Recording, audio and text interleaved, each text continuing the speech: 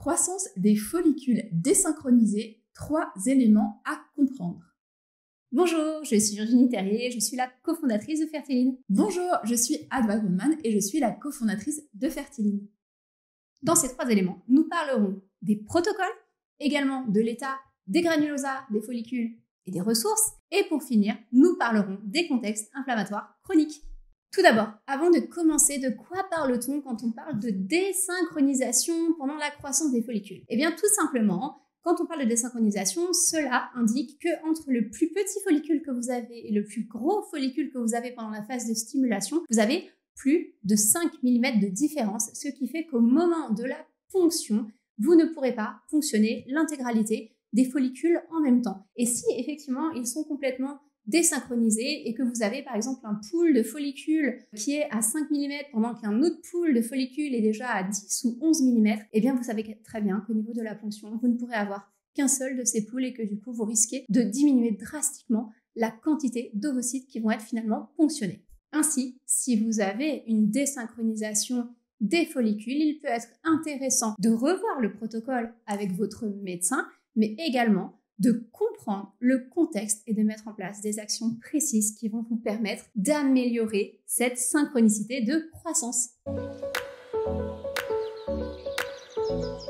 Le premier élément est le protocole. Effectivement, lorsqu'il y a une désynchronisation lors de la maturation des follicules, il faut se poser la question de quel protocole avait été établi. Est-ce que ce protocole avait bloqué au préalable le fonctionnement des ovaires, puisqu'un protocole de blocage qui va être réalisé avant une stimulation, eh bien, va finalement permettre un départ structuré justement de la maturation folliculaire et va diminuer tout de même ces désynchronisations. Donc peut-être qu'il faudra justement bloquer le fonctionnement des ovaires sur la prochaine stimulation afin d'avoir un départ beaucoup plus coordonné. Ça, on peut le faire avec justement des traitements qu'on appellera les agonistes ou également avec des œstrogènes qui seront donnés avant le début du cycle de stimulation et le départ de la stimulation donnera le départ de la maturation folliculaire et limitera tout de même le risque de désynchronisation. Mais parfois, ça ne suffit pas.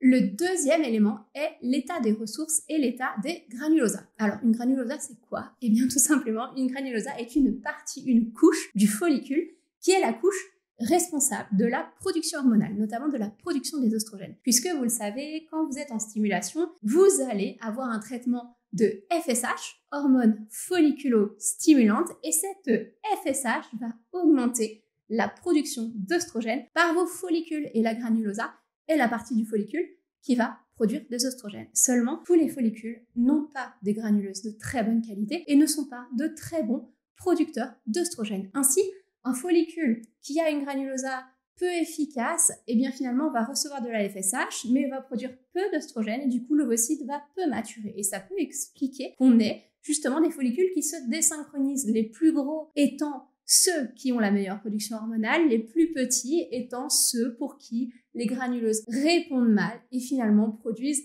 beaucoup moins d'œstrogènes, sont donc moins efficaces et donc pour lesquels les ovocytes ont peu de potentiel de maturation et sont probablement aussi de moins bonne qualité. Donc si on a une désynchronisation qui concerne justement cette production hormonale au niveau des granulosas, eh bien on va le voir aussi dans le bilan sanguin puisqu'on aura un taux d'œstrogène qui montera relativement peu. Et si ce taux d'œstrogène monte relativement peu, eh bien cela veut dire qu'il faudra en priorité ponctionner les follicules qui sont les plus gros puisque ce sont ceux qui ont le plus de chances d'avoir des ovocytes matures, même s'il y en a seulement 3 gros et 8 petits. Et donc il faut comprendre que les granulosas, des follicules, afin de produire des oestrogènes en suffisance, ont besoin de ressources. Les ressources dont elles ont besoin sont principalement des graisses et également des vitamines liposolubles. Donc si vous avez un état de carence au niveau de votre alimentation, si vous avez une masse grasse qui est beaucoup trop basse, eh bien vous allez potentiellement diminuer l'efficacité de vos granulosas, diminuer l'efficacité de la production de vos oestrogènes en cours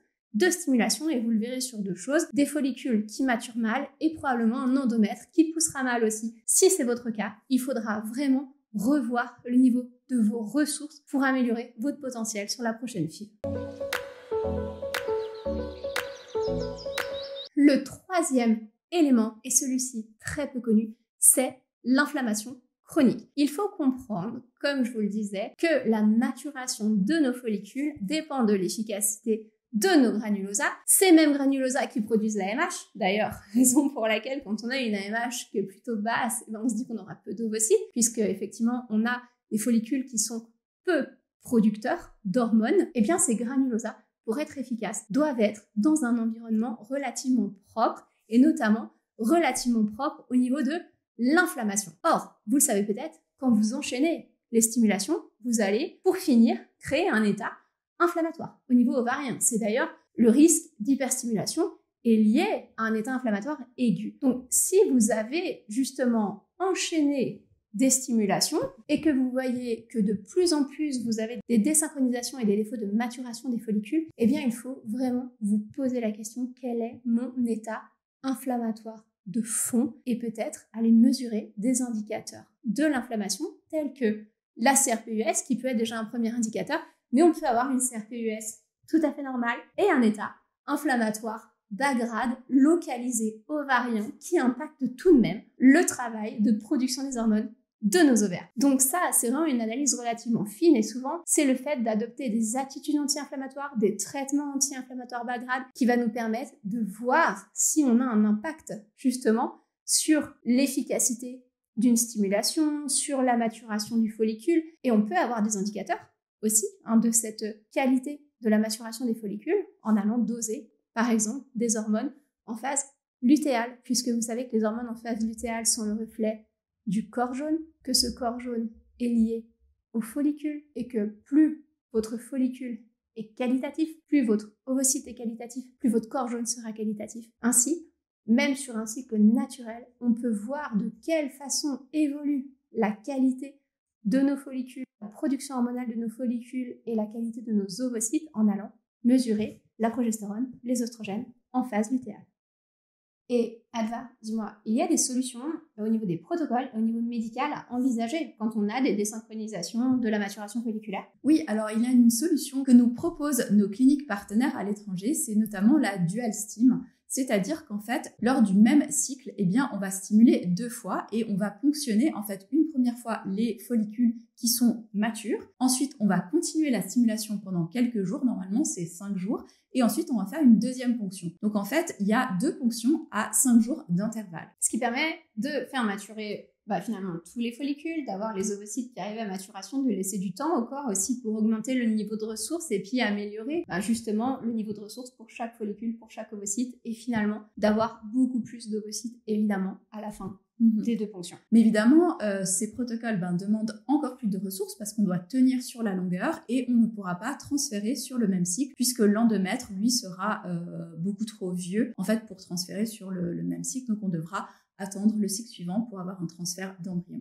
Et au niveau mode de vie, qu'est-ce qu'on peut faire justement pour avoir une meilleure synchronisation des follicules? Bon, déjà, il y a plein de choses à faire. Par contre, il faut comprendre le contexte, il faut connaître effectivement aussi un petit peu le profil de la personne. Mais dans les basiques, il faut augmenter les ressources en graisse, en bonne graisse, ça c'est très très important. Il faut éviter aussi tout ce qui est phénomène de déviation hormonale parce que ça va priver le corps de ressources. Donc quand on est stressé chroniquement, quand on dort pas assez, quand on fait du sport en excès, tout ça, ça va créer des déviations hormonales et donc du coup ça risque d'altérer les ressources qui sont disponibles pour l'ovaire, pour les ovaires au moment de la stimulation. Et puis bien évidemment il va falloir évaluer pourquoi les follicules se désynchronisent. Est-ce qu'on a un état inflammatoire de fond? Pour ça, pour le définir en fait, on va pouvoir voir plein d'indicateurs. Les courbes, par exemple, de température peuvent être des indicateurs. Certains dosages sanguins spécifiques seront des indicateurs. Les dosages hormonaux aussi, par exemple, sur la phase lutéale, seront des indicateurs